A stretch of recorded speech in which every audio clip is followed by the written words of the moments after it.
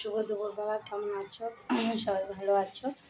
আর আমি ভালো আছি মোটামুটি, কিন্তু এঙ্গেজমেন্ট রিচ কমে যাওয়াতে আর চোখের প্রবলেমের জন্য একটু অনেক কাজ করতে ভালো পাচ্ছি না ঠিক করে। যাই তোমাদের আশীর্বাদে সকলে 720 ml সবসময় করার আর রেগুলেশনটা ঠিক রাখা, ফটোতে ঠিক আছে, আর রিল ভিডিওতে 9:16 সবাই করার চেষ্টা করো। আর আমি আজকে রান্না করেছি কি দেখো, এই যে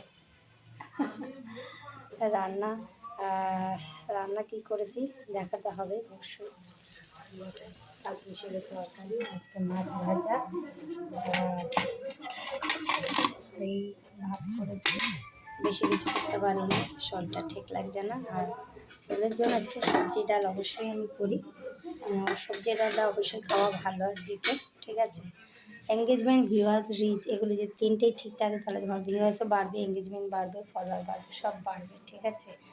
একে অপরের সাথে সবসময় যুক্ত থাকার চেষ্টা করো, আর সুসম্পর্ক অবশ্যই বজায় রাখার চেষ্টা করো। বজায় থাকলে সব কিছু দেখবে বাড়তে থাকবে। আর আমি রান্না করতে করতে একটু সময় পেলাম। আমার গলার অবস্থা খুবই খারাপ, চেষ্টা করছি তাও ভালো রাখার জন্য। আর একে অপরের সাথে যত যুক্ত হয়ে থাকবে তত একটা পরিবার বাড়বে বা কমবে না।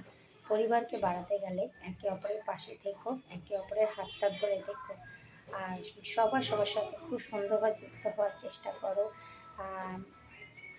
টাইম লাইনে যারা আসবে তাদেরকে অবশ্যই একটা গঠনমূলক কমেন্ট, যারা কমেন্ট করেছে আমরা তাদেরকে রিয়াকশান দিও, মানে লাইক দিও, তাদেরকে ধন্যবাদ জানিও।